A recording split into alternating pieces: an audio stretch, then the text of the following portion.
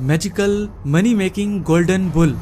रात के समय कंगनपुर गांव के साथ वाले जंगल में आसमान से एक बहुत बड़ा गोला गिरा और उसी गोले वाली जगह से एक सोने का बैल निकला। वो बैल पूरा सोने का था। वो सोने का बैल किसी खास वजह से धरती पर आया था और वो बैल जंगल से गांव की तरफ चलने लगा। वो कंगनपुर नाम का गांव है। वो गांव बहुत सुंदर था। उस गांव में एक छोटा अनाथ लड़का रहता था। उसका नाम मोहन। मोहन पहले अपने माता पिता के साथ एक बहुत बड़े घर में रहता था। वो बहुत अमीर थे।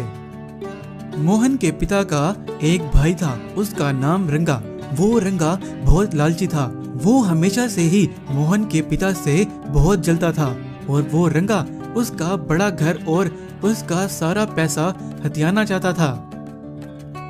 एक दिन मोहन के माता पिता की एक कार एक्सीडेंट में मृत्यु हो गई तो उनके घर और उसकी सारी संपत्ति पर रंगा ने कब्जा कर लिया और मोहन को उसके घर से निकाल दिया। तब से मोहन के पास अपना घर नहीं था तो मोहन को गांव में जहां जगह मिलती वो वहां सो जाता। वहीं उसी जगह जंगल में आसमान से एक और गोला गिरा और उस गोले वाली जगह से एक शैतानी जादूगर निकला और वो भी गांव की तरफ चलने लगा। बाद में वो सोने का बैल चलते चलते गांव में उसी जगह पहुंच गया जहां पर मोहन सो रहा था। जब सुबह हुई और मोहन उठा तो उसने देखा कि उसके सामने एक सोने का बैल खड़ा है। तो मोहन उस सोने के बैल को देख के, मैंने आज से पहले तुम्हारे जैसा सोने का बैल कभी नहीं देखा। तुम यहाँ मेरे पास क्यों आए हो? तुम्हें तुम्हारा मालिक ढूंढ रहा होगा। वहीं वो बैल बोलने लगा, मैं एक मायावी बैल हूँ, कोई साधारण बैल नहीं। मैं यहाँ तुम्हारे पास मदद लेने आया हूँ। तुम बोल भी सकते हो और मैं तुम्हारी कैसे मदद कर सकता हूँ?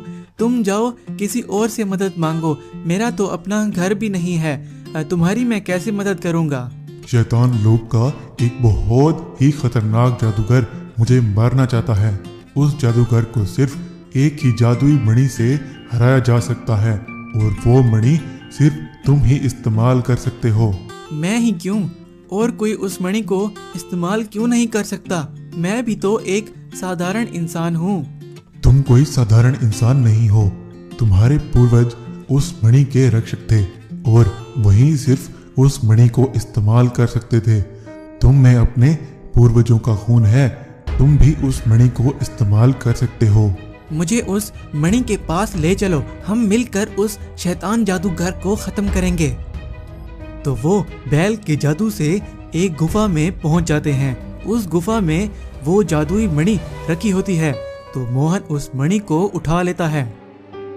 उस जादुई मणि को लेकर वो जंगल में जा रहे होते हैं तो वहीं वो शैतानी जादूगर पहुंच जाता है और वो जादूगर उस सोने के बैल पर हमला करने लगता है।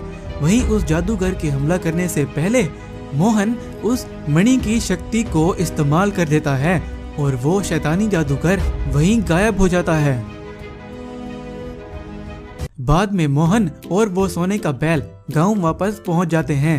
तो वो बैल, तुमने मेरी मदद की, अब मैं इसके बदले तुम्हारी मदद करूंगा। तुम्हें जब भी जितना भी पैसा और जितना भी सोना जरूरत हो मैं तुम्हें दूंगा। वहीं वो बैल अपनी शक्ति का इस्तेमाल करता है और वहीं बहुत सारे पैसे आ जाते हैं और उन पैसों को देखकर मोहन बहुत खुश हो जाता है। ऐसे ही कुछ ही दिनों में मोहन उस बैल के दिए हुए पैसों से और उस मणि की शक्ति से दोबारा अपना बड़ा घर वापस ले लेता है उस रंगा से और मोहन बहुत अमीर हो जाता है। बसंतपुर गांव के ठीक ऊपर एक जादुई टापू था। उस टापू पर एक जायंट रहता था। वो जायंट पूरा साल सोता रहता। उस जादुई टापू पर एक नारियल का पेड़ था। उस नारियल के पेड़ पर साल में एक बार एक बहुत बड़ा जादुई नारियल उगता था।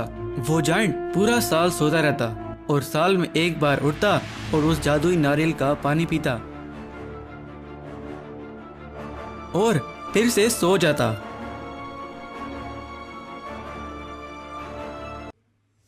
बसंतपुर गांव में एक आदमी रहता था। उसका नाम मनीष। मनीष एक आविष्कारक था। वो अजीब अजीब चीजें बनाता रहता और कभी वो जानवरों पर और कभी पेड़ों पर अपने प्रयोग करता। एक दिन मनीष ने जानवरों को बड़ा करने वाली एक मशीन बनाई और एक मुर्गी पर अपना प्रयोग करने लगा। जब मनीष ने प्रयोग किया तो उसका प्रयोग उल्टा हो गया। वो मुर्गी बड़ी होने की बजाय छोटी हो गई। वहीं उस गांव में एक बहुत अमीर लालची जमींदार रहता था। उसका नाम ठाकुर। वो उस गांव का सबसे अमीर आदमी था। ठाकुर ने अपने घर में शेर भी पाले हुए थे। ठाकुर जब भी कहीं जाता अपने उन शेरों को साथ लेकर जाता। ठाकुर की उस गांव के पास एक बहुत बड़ी जमीन थी। वो वहां पर नारियल उगाया करता और उन नारियल को एक लोरी में भरकर गांव में ले आता और उन्हें महंगे दाम में बेचता।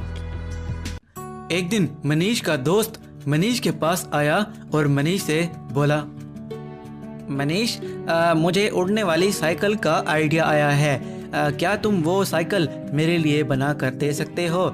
तुम्हें मैं उसका 1 लाख दूंगा अगर तुम मुझे वो उड़ने वाली साइकिल बना कर दोगे। उसकी बात सुनकर मनीष बोला, हाँ, मैं तुम्हें वो उड़ने वाली साइकिल बना दूंगा। मुझे 1 महीना लगेगा वो साइकिल बनाने में। तुम 1 महीने बाद आ जाना और अपने उड़ने वाली साइकिल ले जाना। मनीष ने वो उड़ने वाली साइकिल 1 महीने से भी पहले बना ली। तो मनीष वो साइकिल बना के सोचने लगा, मैंने ये साइकिल इतने जल्दी बना ली, लेकिन मैं अभी उसे नहीं बताना चाहता। इसे मैं खुद इस्तेमाल करता हूँ और जब वो 1 महीने बाद आएगा तब की तब देखी जाएगी। मैं अभी इसे उड़ाता हूँ। तो मनीष उस साइकिल को उड़ाने लगता है।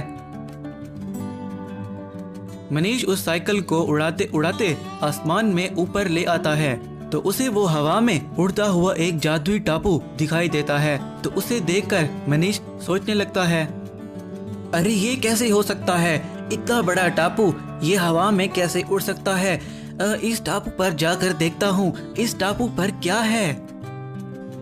तो मनीष उस जादुई टापू पर चला जाता है। तो वो देखता है कि उस टापू पर एक नारियल का पेड़ है और उस पेड़ पर एक बहुत बड़ा नारियल लगा हुआ है। तो ये देखकर मनीष सोचता है, मैंने इस जादुई टापू को खोजा है। अब ये बड़ा नारियल भी मेरा है। मैं इसे चुराकर अपने गांव ले जाऊंगा और सबको बताऊंगा कि ये नारियल मैंने अपने प्रयोग से बनाया है। अब मैं यहाँ एक हेलीकॉप्टर ले आता हूँ और बड़े नारियल को यहाँ से चुरा कर ले जाता हूँ।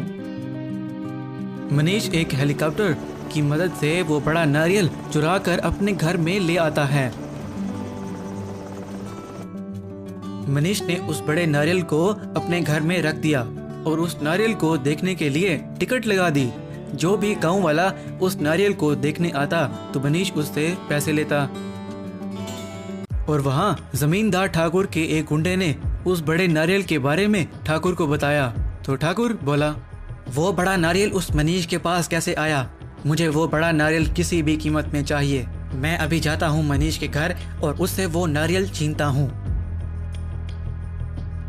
तो ठाकुर अपने शेरों के साथ मनीष के घर पहुंच गया और बोला, ए मनीष, ये नारियल मुझे दे दो, वरना ये मेरे शेर देख रहे हो, ये मैं तुम पर छोड़ दूंगा और ये तुम्हें कच्चा खा जाएंगे।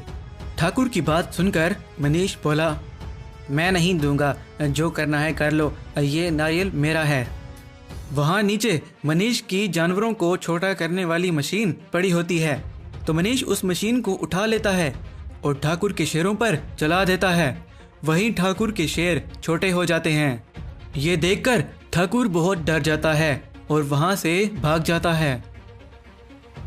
वहां उस जादुई टापू पर रहने वाला वो जाइंट नींद से जाग जाता है और उस नारियल के पेड़ की तरफ जाने लगता है। जब उसको वहां उस पेड़ पर वो नारियल नहीं दिखता तो वो जाइंट बहुत गुस्से में आ जाता है